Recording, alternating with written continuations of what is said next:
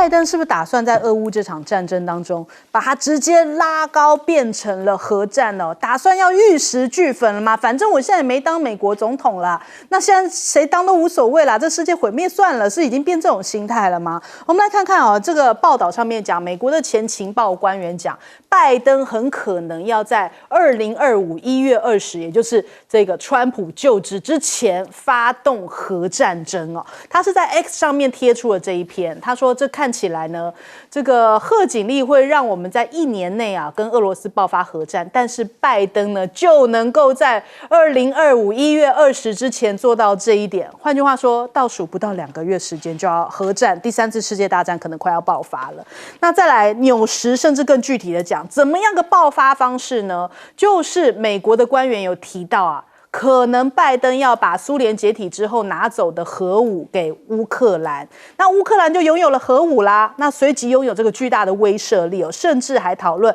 在战后要为基辅提供安全保障，比如说储备足够的武器库，应对未来可能发生的新冲突。换句话说，就是我把核武送给了乌克兰，然后让这场战争的火点得更旺，直接升级到核战争哦。那再来，现在因为普京哦降低了核子大战的门槛，所以是不是拜登有这样一系列的行动呢？他这个现在目前拜登还批准了美国远程导弹系统啊，对于俄罗斯境内发动攻击之后呢，又批准了可以提供杀伤人员的地雷哦，所以接二连三的提供这种毁灭性的武器哦，是不是瞄准了把这个战争升级？因为反正核子大战门槛降低了嘛，那你们就算了，就干脆这样子往这条路上狂奔了吗？那我们看到佩斯科夫在讲，他们现在在观察，就是川普在竞选期间哦，打算以某种方式来确保和平，让每个人都走上和平的道路。他说呢，拜登现在试图把局势升级哦，试图给川普留下一笔遗产，就是把他推入死胡同，把这场俄乌战争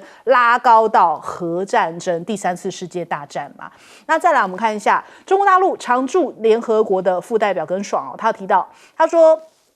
斥责美国延长战争哦，图谋必不得逞。他说，希望美国同事在发言之前，最好先了解一下当前的形势哦。当前的形势是什么？刻意扩大危机，延长战争哦，借机打压他国，推进自身地缘战略。这个图谋是不会得逞的。那目前呢，川普的团队也说，现在正在着手安排。白宫未来的这个国家安全顾问哦，这个他现在提到了即将要上任这一位，他就讲说，现在要跟即将卸任的拜登政府来合作，在俄乌之间达成一项安排，希望呢就是能够遏制住这个战争升级哦。但是他现在对于可能升级的冲突表示非常的担忧，也就是拜登真的是在踩油门啊。那美俄接下来会怎么样来共管乌克兰吗？今天看到这个香港01有这一篇报道，他说川普胜选之后，原本外界预期俄乌战争应该很快停火，没想到陡然升级哦。那虽然说乌克兰战场是当事国，但是也没有办法既保全领土又主导这一个谈判。那美俄都想停战，但是战后的安排啊，现在看起来好像没有什么共识哦，也不知道该怎么样处理。乌克兰如今的局面就像是欧洲朝鲜，停战不代表基辅从此自由，也不代表最后美俄就不管美俄是谁进谁退啦，双方都会继续未完的棋局，共管乌克兰这个血色大地。泽伦斯基甚至还蛮乐观的哦，他讲说2025来终结俄乌战争，他是期待川普政府提供一个方案哦。那到底是什么时间点？会是战争还是和平？大家到明年1月到底等到的是什么？现在世界上没有人可以给一个正确的答案哦。那再来，路透社有提到，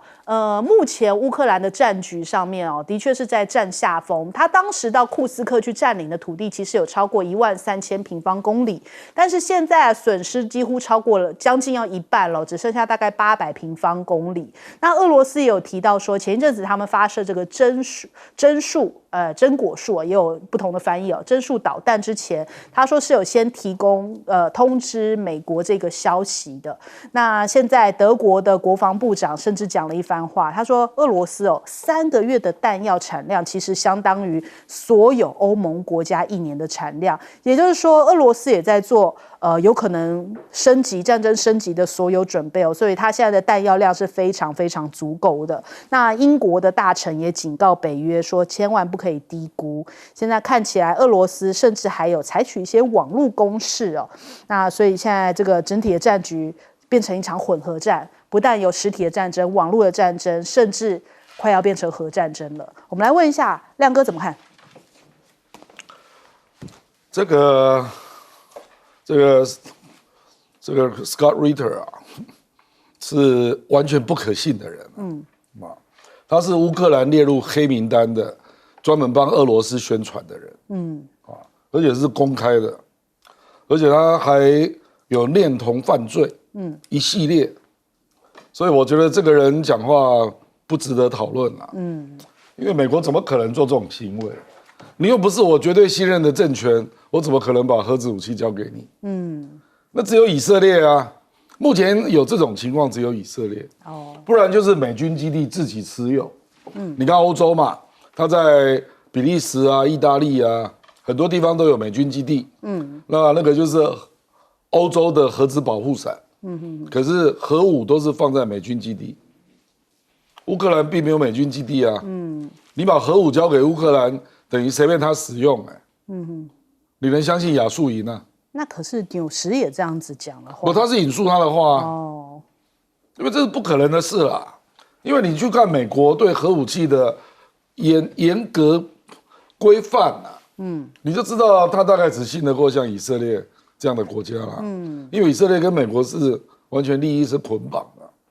我觉得放这个话主要是在凸显乌克兰缺乏安全保障。所以《纽约时报》他引述他的话是要丢出这个议题，丢出这个议题就是川普你要面对啊，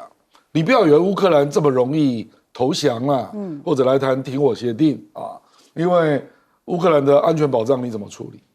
这个很现实啊，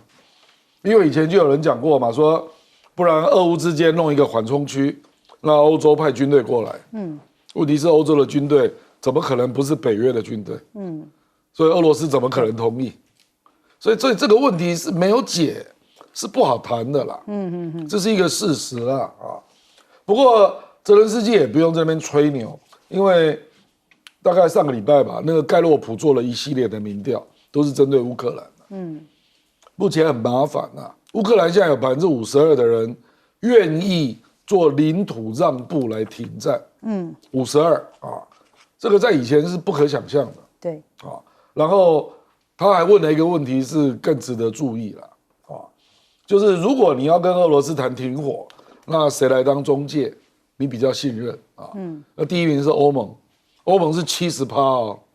你知道川普几趴吗？49%，所以我真的不知道怎么弄啊。那英国是第2，英国63%，所以乌克兰现在对川普的严重不信任啊，这已经造成了一个后果了。因为盖洛普还问了另外一个问题，说你认为美国的领导人的表现如何啊？2022年俄乌战争刚发生那一年他们对美国的领导人支持度是63%，乌克兰人现在只剩下38%，指的就是拜登就对，就是拜登后期跟未来的川普，他们会怕了，他们就觉得他们即将被出卖。我简单讲就是这样，所以我跟你讲这个情况就会造成泽伦斯基的阻力了。就泽伦斯基也许可以把这个来当做挡箭牌啊，跟美国讲说，你看我们的民众会怕所以你要给我安全担保我跟你讲，这个就是最大的问题了，而不是像泽伦斯基那边吹牛啦，说我不会轻易上谈判桌这个不是他决定的啦。所以马斯克才会那边讲嘛，说 Your sense of humor is amazing 你这个幽默感真是惊人因为他根本没有那个底气啦。可是问题是，这个是实质的问题，就是俄乌如果真的停火，那乌克兰的安全保障谁要负责？这个是实质的问题。好，来请教谢老师。现在美国事实上话，最怕出现的状况就出现2个政府、2个总统。一个是现任，一个是这个选举中的。那所以事实上的话，尤其就是说拜登在乌克兰干的那个事以后事实上这个各界都在蛮担心美国的，对。所以我现在就比较了解，说为什么有人叫这个拜登说，你干脆赶快先辞职，让那个贺锦丽来干总统啊。美其名说，哎呀，让贺锦丽成为美国历史上第一个女性总统啊，而且是少数族裔的啊。那其实后面还有别的想法啊，也说不定。不过说实话，这个情况其实美国的政治啊，像你看这个现在川普也来说话啦，没想到俄乌的问题啊。搞得成这个样子啊，是他始料未及。那不过他没有玩硬的，他还不错，他也展现了他选举中跟选举后获胜后有不同的这种风格。他就叫他所任命的白宫国家安全顾问，事实上出来接受记者访问，出来以后呢，他讲了一些话。那他说，我跟这个拜登政府的国家安全顾问苏利文先生上个礼拜见面了，我们对很多问题都进行了讨论，他说要告诉那些想要认为在美国政治政府这些在这些移交过程中可以从中这些来分化取利的人他告诉他没有机会，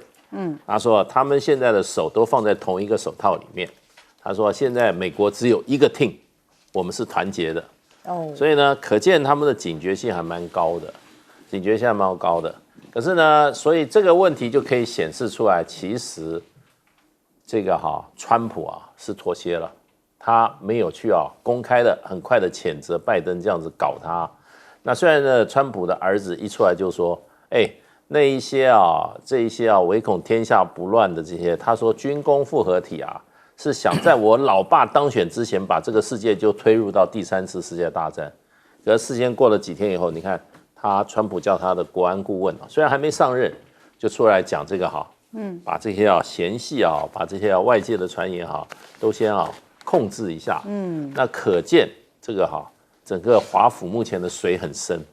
全世界对于华府，对于拜登跟川普之间可能之间因为他们两个之间仇恨所造成的一些可乘之机那这些也不是空穴来风。那接下来我觉得最难的就是留下来就是川普了。川普以为说只有停战这个事情就解决了，你拜托你要看看普丁是什么人普丁会说我就停战了，现在打那么顺，不会停战的。你不把那2万项的对俄罗斯的这个制裁，你都就做一个交代，什么时候把它一个取消，那是不会停战的。所以呢，我觉得川普可能也知道事情难做，不过在竞选期间他把事情讲得太简单了。那等到1月20号以后他坐上那个位置以后我们就看他到底有多大的本领了。好，请教将军。拜登任期只剩下1个多月了。然后对乌克兰战争的对他来讲是一个最大的包袱。那随着他的任期快要结束他拜登政府要面临的压力是会越来越大。但是现在来看的话，已经大江东去了，已经没有办法力挽狂澜了，因为将近3年的时间都过去了，不会在这1个月会有短暂的改变。那就算是给这个核武给乌克兰，乌克兰也不敢用啊。乌克兰怎么用这个核武呢？因为乌克兰虽然是欧洲最大的国家，除了俄罗斯之外，最大的国家，因为它60万3千平方公里最大，但是俄罗斯的国土的面积是乌克兰的28倍，1700多万平方公里的土地。那所以这么乌克兰敢用吗？乌克兰如果要敢，就算美国送核武给乌克兰，乌克兰也不敢用。乌克兰如果敢用的话，可能乌克兰不是光亡国，可能乌克兰都要灭种。是这个样子，这是非常严重的事情。就是送礼他也不敢用。因为乌克兰最大的问题就是他缺乏战略家，战略家是要懂得停损，战略家是非常会预想未来作战的发展，未来作战走向的这种预测，这是战略家要做的。结果乌克兰呢，他现在还知道民调那么多，愿意这个割让国土来换取和平了，当初的都没有，这个怎么可以由民调来做决定呢？战略家总统要做这方面的决定，你现在已经死那么多了，国土越丢越多，人越死越多，国家的财政赤字像借的外债越来越多，三输，国土丢了，钱也丢了，人命也走了，所以他这个就是唯一的缺少的战略家，现在让来不及了，已经木已成舟，造成这个国破家亡的这个状况。所以这个战略的错误非常的可怕。最重要的是，乌克兰当初把他的战略寄托于人，不能寄托于人，因为自己的国家的战略走向要自己能够掌握。要依靠外部的势力、外人来决定自己的国家，那完蛋了。你这个完全把主动权交出去了，那你国家怎么去走？那别人要帮不帮？别人的战略疲乏、支持疲乏，你怎么办？他就变成泽伦斯基完全这个张皇失措，不知道何以应对。所以目前的状况收也不是了，只能讲说战争要结束，战争要结束，你怎么去结束？一点光复失土的能力都没有，你怎么去结束？怎么去交代？对这几十万的乌克兰亡魂怎么样去交代？这都是问题啊！所以乌克兰他败在没有战略家，败在把他国家的前途寄托在别人的意志之中，这是非常可怕的事情。好，我们先休息一下，广告之后马上回来。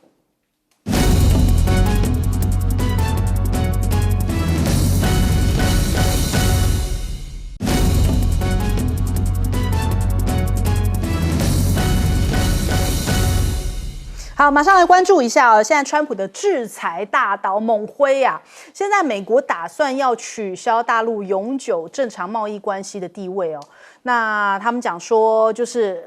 这个有一些专家讲，恐怕会遭到一些报复啊，因为中方当然不会坐以待毙哦。如果美国取消到大陆的最惠国待遇的话，接下来中方可能就会做一些，比方讲人民币贬值，增加出口竞争力哦。其次是采取报复措施，比方立刻停止购买美国的小麦、玉米、大豆这些农产品啊。那这恐怕呢，接下来美国之音看到了，如果美国对于中方进口的产品平均税率是19.3%的话，取消这个 PNTR 就是最惠国待遇的话，平均的关税将会到达60%以上哦。那这个恐怕也会影响到美国自己的零售业，零售商现在吓得要命啊！我们看到一些知名的品牌，比方说像是 Nike， 他就说为了要适应或遵守任何的关税变化，我们可能要改变我们的业务营运哦。这个真的是非常的耗时又昂贵。Amazon 也说，中国大陆的买家呢，就是占了他们这个第三方卖家服务的广告收入很大一部分，而中国大陆的供应商也提供了他们这些组件啊，还有成品，就是非常重要的一个成分哦。那还有一些分析师看到了，接下来恐怕会广泛的对于零售产业都造成很严重的影响，也就是说，你可能会伤到自己的零售商啦。所以美企真的是这个剉咧蛋哦。那再来，马斯克是不是有助于对于中国大陆的这样的一个制裁有一个趋缓的趋势呢？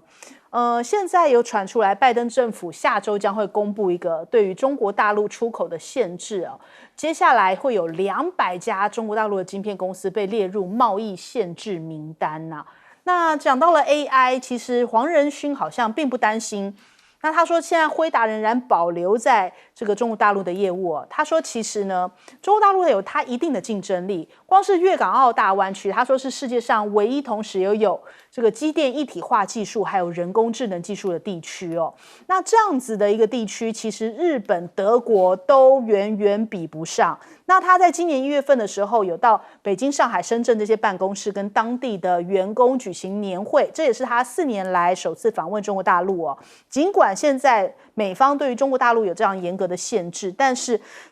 辉达人就不放弃啊。辉达有讲过一句话，就是黄仁勋有讲过一句话，就是大陆只有一个，大陆的市场是无可取代的，所以对于他们来说，绝对不会放弃中国大陆的。更何况现在还有马斯克角色在其中哦。富比士有这样的一个消息说，马斯克要斥资90亿美元哦，来购买这个 AI 晶片的这个，也就是辉达的股票。那所以人家讲说，代表说是不是马斯克这个角色进来之后，可能跟中国大陆的这个关系或者是贸易哦，可能会进一步的深化。那当然，马斯克现在影响力非常大，就连 TikTok 的 CEO 周受资哦，现在都打算要找上马斯克，因为他们两个是多年的好友啊。那所以现在周受资据说已经找上了马斯克来讨讨论一下未来营运上面的事情，因为拜登时期是对于 TikTok 是有一些限制还有一些公听会这些事情那所以现在字节跳动表示呢，现在乐观审慎看待接下来的发展。那大陆跟川普打交道是要寄望马斯克吗？大陆有一些可能会向马斯克提出筹码现在报道讲说有一种期望式的思维，也就是说川普跟马斯克都是务实的执行长应该可以用谈判的方式来缓和中美的贸易紧张。那你看《华尔街日报》就立刻跳出来讲说，马斯克就是有好处可以从中国大陆那边拿他如果来帮忙缓和这个对抗的态势的话，其实呢他也会去跟中国大陆要糖吃他可能会向李强来要求继续推动他的全自动驾驶。那现在目前中国大陆正在积极的突破美国的包围圈，据说跟欧洲方面的这个关税已经很快可能要达成协议喽。那是不是欧洲也看到了接下来因为可能也会受到美国的关税制裁嘛，那当然是要跟中国大陆的关系搞好一点。那我们对比一下明天这个华为就要发表一个新的手机了。人家讲说华为这个手机恐怕也是冲着美国，也就是冲着苹果而来那今天看到了余承东就官宣了 Mate 70的新功能，我们来看看叫做 AI 隔空传送。我们来看这个画面，他就手这样子从手机上面这样一收，他甚至自己亲自拍了这个影片他就把他写下来的字抓起来，然后抛过去，抛到了他另外的平板上面这就是华为这一次 Mate 70推出的这个 AI 的新功能，甚至这个余承东还亲自第一次这样子入境到广告当中他说这就是展现出来华为的 AI 能力那华为这一波打团体战已经陆续发表了好多款产品，都要在明天登场，包含了 Mate 70、Mate X6， 还有新一代的这个血压表华为的手表、耳机、平板，还有智界 S7、尊界 S800， 全部都要在明天推出打一个团体战，把这所有的接下来版面恐怕都要通通占了。那我们看到这个《华尔街日报》就讲说，华为这样推出最先进的手机晶片，直接就是要挑战苹果在华的业务这首先我们请教一下亮哥怎么看？这个美国取消 PNT 就是最惠国待遇这个税提升到60%，这是错误的理解啦。我跟你讲，美国它的贸易代表处有最惠国税率跟非最惠国税率那每一个税率都不一样比如说手机本来是0嘛，那现在变成35%我举例了纺织、服装、鞋帽本来是11.5%。最惠国税率11.5%，那非最惠国税率是59%，这已经是最高了所以我觉得那个是大陆的一个证券的一个研究员写的啦，我觉得那是胡说八道啦实际上这个即将接川普的商务部长那个鲁特尼克他已经讲了，他说他们不会全面加60%的税，他会就是否可以增加美国企业的竞争力，就这个范围来课税。因为中国大陆有很多东西卖去大陆、美国，美国没有在做对。比如说玩具玩具现在最惠国的税率是1.9%，那非最惠国税率是44%。那你把玩具加44%，你是要干嘛？那美国沃尔玛的玩具就变贵了，那大家都买不起那这样对他有什么好处？对那对鲁特尼克来讲，这个就不是他要加的税了，因为美国的玩具商已经很少了，还是有啦，可是都是高价的游戏，这个是很简单的东西。那因为中国大陆坦白说了，现在出口到美国大概5000多亿很多都是中下阶层在买的东西啦，那主要是因为它量很大。那你美国，你其实要去别的国家要找替代品，也没那么容易啦。搞不好你到墨西哥、到越南买到了还是中企做的。所以而且量也没那么大，所以我觉得这个问题不是那么简单所以一句话带过，说税就课到60%，不是这样的啦。到时候我跟你讲，他们会精算，那个美国商务部会去精算然后他也会请美国企业来提供意见。我说哪一个课税会有助于你的营业啦？我觉得他们会有一个细算的过程，那不会是这样啦。不然如果照他这样讲，那川普为什么第一任到了4年之后，平均税率只有19.3%。那照理讲可以乱干啊，对不对？所以我认为不会是这样了。好，请教介老师。这个就是中国大陆跟现在这个马斯克的关系啊，都是大家拿出来讨论的哈。我是觉得，事实上马斯克对大陆来讲是可以用的一张牌，因为他现在世界上几个重要的这些所谓超级工厂，上海那个超级工厂是对他极为重要的。对。那虽然他在加州也有要搬到德州，那么他在德国的也有一个超级工厂，但德国工厂问题蛮多的，所以真正对他来讲营运最顺利，这个成本这个利润最高就是上海的工厂。对。那所以我觉得他一定是可以在中国大陆跟这个川普政府中间扮演一个缓冲剂的角色，他是关键时刻的一个传话人啊。不过我觉得他跟这个川普能够这么谈得来这么这个水乳交融可能是他们很多基本观念都很接近。对，比如说台湾问题上面来讲的话，川普就说台湾距离大陆只有100多公里，住美国1万多公里，意思是说我怎么管得上？太远了。然后他也自己在办公室跟他下面人讲这个桌子就是中国大陆，这个台湾就是这个笔尖，对不对？当然有台湾那些独派的去解释说，这个笔尖表示我们很重要什么可是他就是这硬凹了，可是他是他就比例这个比分量的关系嘛，对不对？笔尖是很小的嘛，这个桌子这么大但是我们常理是这样看的，所以其实这跟马斯克这些生意人想法都差不多他们比较没有什么政治意识形态，什么民主、什么自由、什么人权的讲那些东西，川普很少讲这些东西，马斯克也觉得这有什么意义？在商言商，对，在商言商，而且马斯克事实上他对台湾问题他也不是完全一张白纸他曾经讲过接受这个所谓的那个收音机电台访问的时候，很严肃的在讲，他说这个两岸之间要有和平的话，就是最好的安排就是让台湾成为中国的一个特别行政区他都知道特别行政区对不对？然后他还说这个台湾跟这个大陆的关系好像就跟美国跟夏威夷的关系一样。他这些想法，事实上，如果民进党政府要搞台独的话，他们不晓得跟马斯克有没有去沟通过。马斯克这个想法，事实上一定会跟拜登一定会他讨论的。你不要以为这些生意人他讲话都是信口开河，他就是这样认为的。你如果今天可能有一天他跟那个川普在那边谈台湾问题的时候，马斯克就会把这一套东西统统讲出来。对，所以事实上的话，对中国大陆来讲的话，有马斯克这样子的一个人而且他是比较不意识形态的针对中国大陆来讲是一个很好的一个助力。所以外界就是说，美国人为什么会这样子去猜，说哇，这个马斯克会变成大陆跟这个川普之间桥梁，是确实会成为如此的。这个是我们无法在这边就是说把它排除，这个可能性完全排除，这是很明显的一件事好，来请教将军。川普政府要对中国大陆这个提高关税，我认为这个是贸易战，这不是万灵丹，这个利弊参半。因为那个在2023年去年，中国大陆对美国贸易顺差2810亿美元，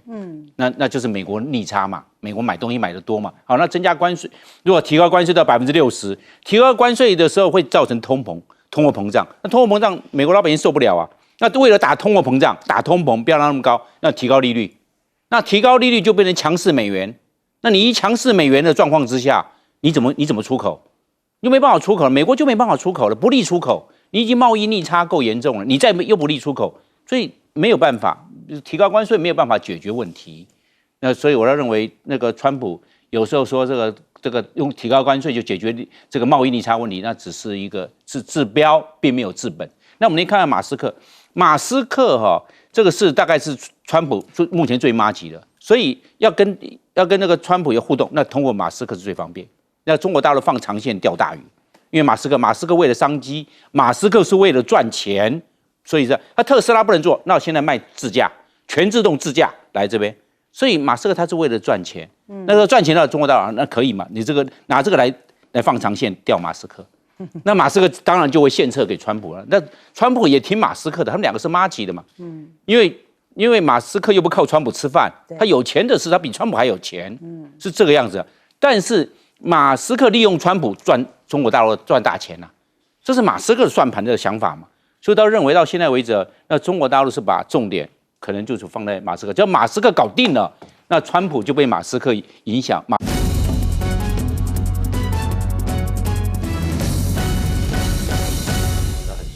欢迎收看《新闻大白话》，我是主持人翟轩，马上欢迎一下这个阶段加入我们讨论来宾，耶鲁政治学博士郭正亮，大家平安。前大使谢文吉，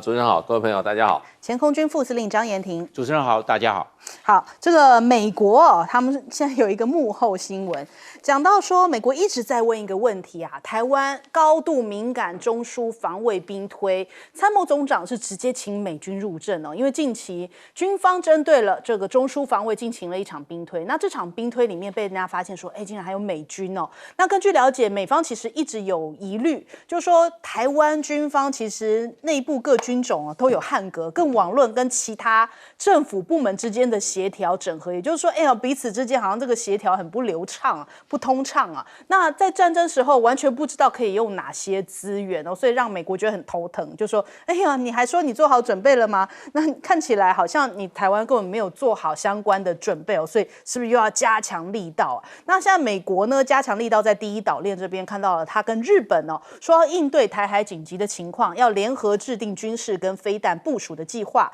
日本的共同社报道说，他们现在正在进行这个计划，那配备里面包含了导弹跟远程的火箭炮。那美军的部队呢，被部署在日本的南西诸岛还有菲律宾的境内。那南韩这里呢，更是呢现在有点紧张。他说，川普主动要求会尹锡悦。韩国的专家认为，恐怕是为了美国要防御台湾的事情，接下来有要调整哦，就是要把美军移往日本了。他说，川普跟尹锡悦通话的时候，有3到4次有提出要赶快碰面这个事情。那就是因为他以前就曾经提过啦，南韩应该要承担更多驻韩美军的驻军费用，如果不这么做的话，他就打算要把这个美军移走啦，要移到日本去哦，将会把这个驻韩美军派往更有利于台湾防卫的日本哦。也就是说，川普这句话，不只是讲给韩国听哦，就是你如果不给钱，我美军就要移走了，不给钱，是不是第一岛链的人也都要提高警觉？像我们台湾如果不给钱的话，不买军备的话，是不是同样也会面临到这种威胁呢？那再来看到了北韩的国防部，他就讲，现在呢，这个美韩日的军事行动，这是挑衅的敌对行为，将会密切注意美国还有盟友的军事动态，随时准备提前遏制危险，全军进入到了战备状态哦。那所以我们来看看，现在目前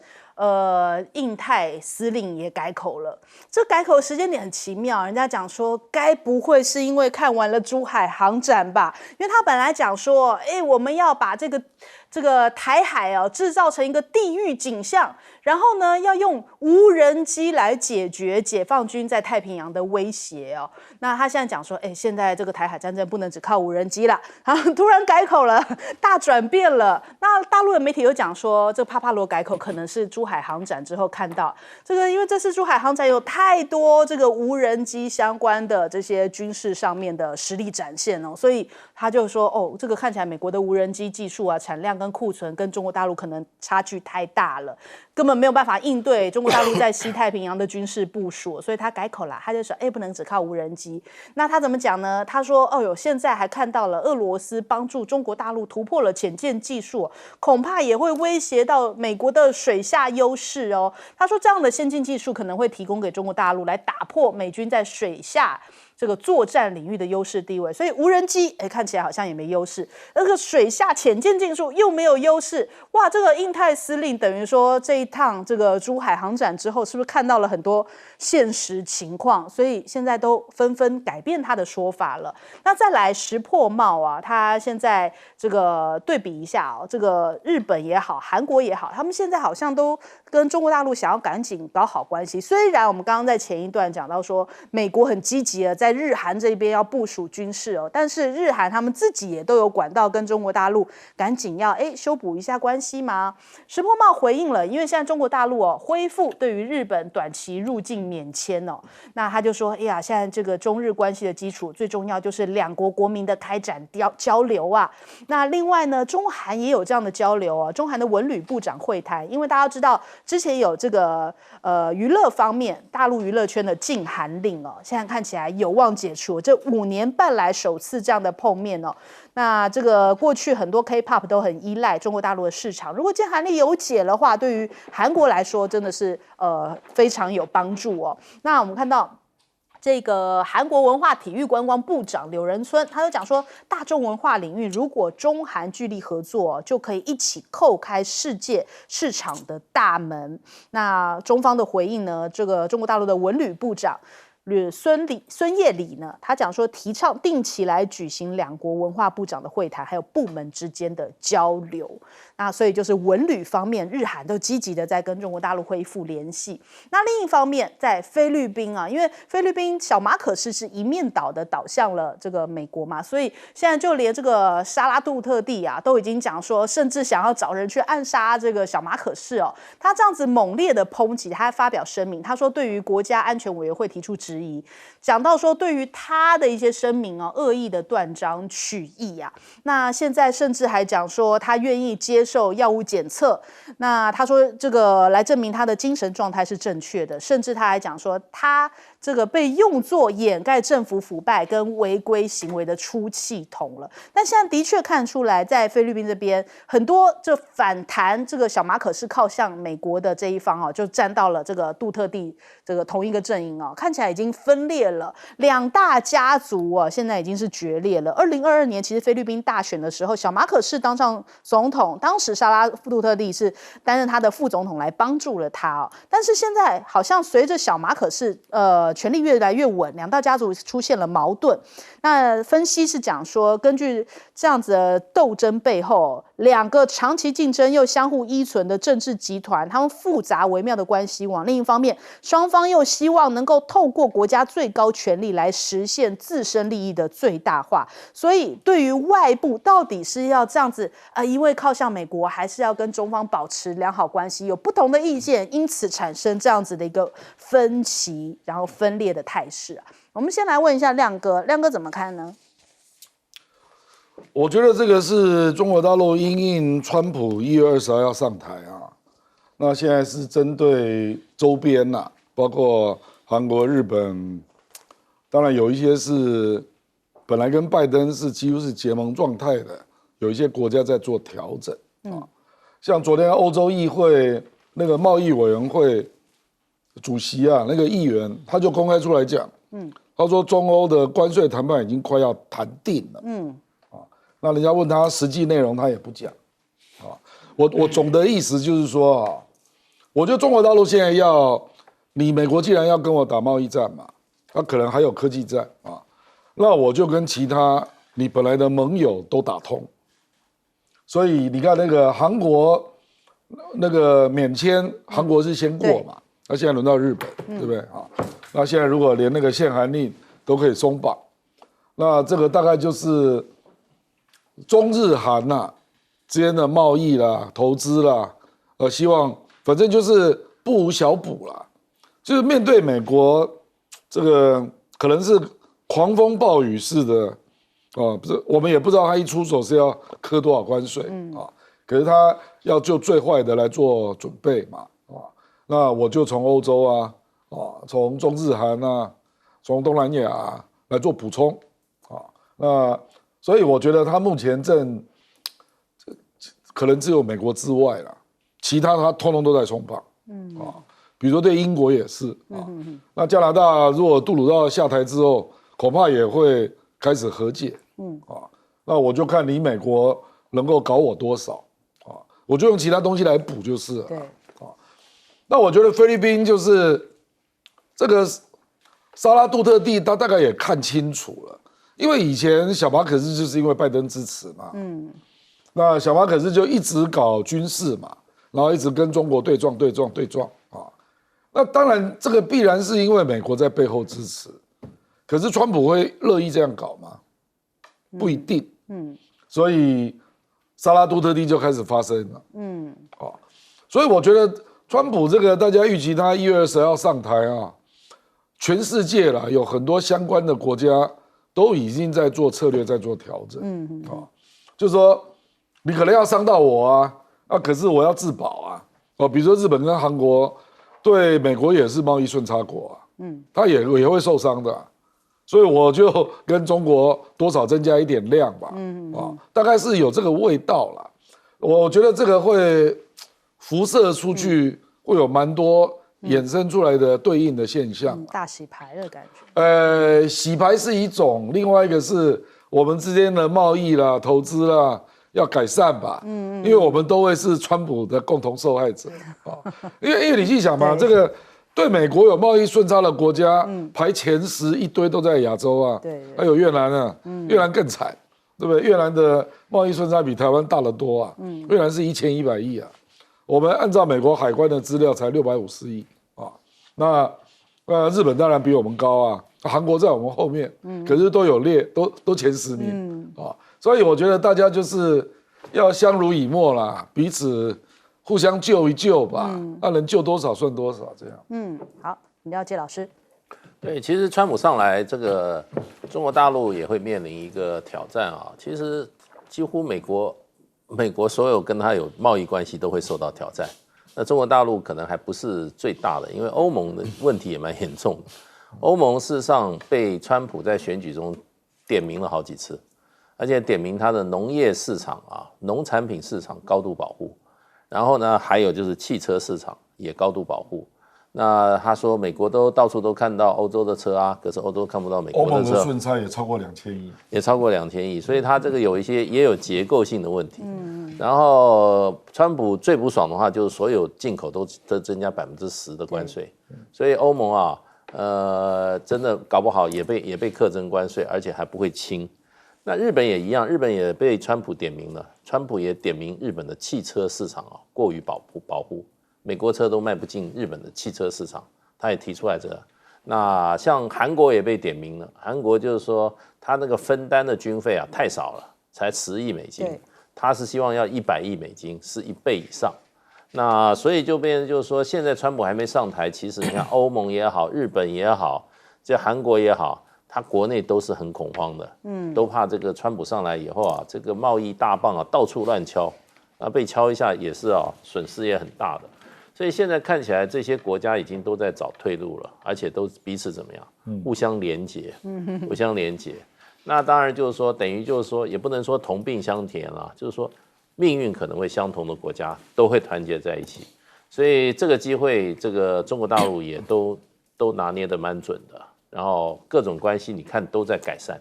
欧盟的关系也改善，日本的关系也改善，韩国的关系也改善，而且还可能还会有进一步的发展都不一定。那所以川普上来，对于这个他在选举前把他所要做的坏事通通都讲清楚别人也不会傻瓜，都坐以待毙那所以就是说，对这个美国的评估都是很现实的评估，然后自己先准备好。而不是别人说，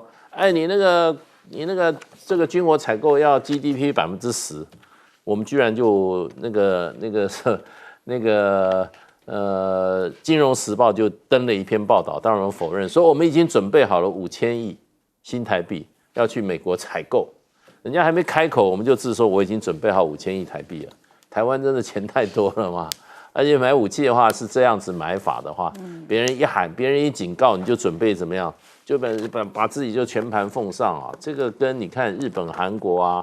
欧盟大陆的做法，通通是不一样的。人家都是想实际来准备一些对策，而不是美国要什么你就给他什么。这个到最后只会让川普这个要的更多了。菲律宾的问题蛮严重的，因为这个主要是这个马可仕已经事实上已经向杜特地家族宣战了啦。对，因为沙拉杜特地那个说法就是说，如果他被暗杀的话，他已经先雇好一个杀手。你杀我的话，你要杀我的话，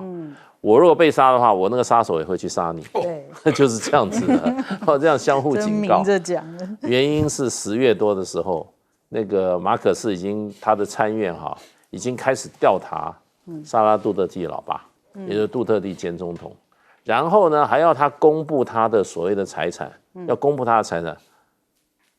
给他一个什么罪名呢？他说他虽然少毒，可是呢他可能收了很多毒枭的钱哦，这样开始调查他，而且你知道这个 ICC 就是国际刑事法庭。事实上，在这个杜特地任内，因为他这个对于这些贩毒的人啊不假辞色，杀了蛮多的，要开始调查他。本来小马可是说，我绝对不会让 ICC 来调查杜特地的。哇，前2个月他突然改口了，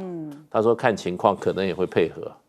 所以现在这个情况，菲律宾真的是蛮恐怖的。我看这个沙拉杜特地，他可不是，还有杜特地前总统，他们可不是这个无下阿蒙哦，他们是整个南明达纳尔岛上最大最有权势的家族，所以啊，这个南北对抗啊，搞不好形成越演越烈哈，这是不是没有可能的？好，请教将军。美国认为台湾军方的问题是这个联系的问题，那我认为这个最重要就是说本位主义啊，超过了专业主义，应该以专业走向才是正确的。你要专业走向高的话，你就不会本位主义就会被弭平。那军种本位主义，最重要的，我认为是外面的这些部会，因为总统管内政、管外交跟国防，还有一个就是两岸关系，这是国防。但是问题是有很多在行政院啊，你这些比如说这些内政部管这个民防、管警政的，这要跟军方有的时候要配合，但是没有，因为它是属于行政院。总统管不到，是属于行政院长来管，所以到时这个协调就会产生一些问题。那财政部管预算的、那个有时候这些特别预算要经过财政部啊，这也是产生问题。那经济部管能源啊，又产生问题了。那个打仗的话，陆海空军都需要大量的能源嘛，就是这样，又有些问题。那教育部管了这些役男的这些缓征啊，因为他有这些就学嘛。这有状况，所以这个政府的各个部门呢，它的本位主义压过了专业主义让这些国防部或者军事单位想要发挥这一方面的统合的力量是有限的。这美国的建议，我认为可以参考。最重要的是我们的本位主义压过了专业主义，让专业没办法放手去做，这是一个大的问题。另外一个帕帕罗讲到地域景象，我认为就是将来中共在这方面运用成熟的，就是我们讲的无人机。一个无人机，另外一个火箭炮，就远火系列，另外一个就是讲到了这个以后的机器战狼，这个都是你看，这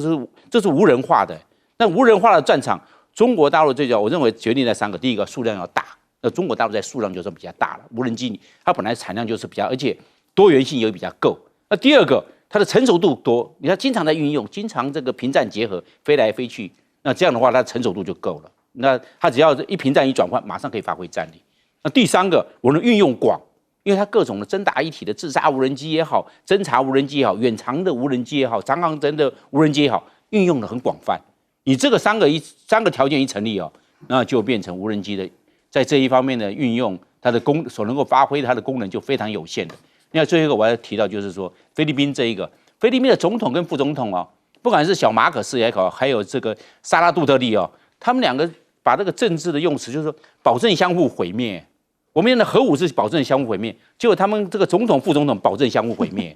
怎么会有这个？这个是军事上的用语，怎么用到政治上去了？保证相互毁灭，这权势上头一招，总统跟副总统相互威胁、相互保证、相互毁灭，这是头一招。好，我们先休息一下，广告之后马上回来。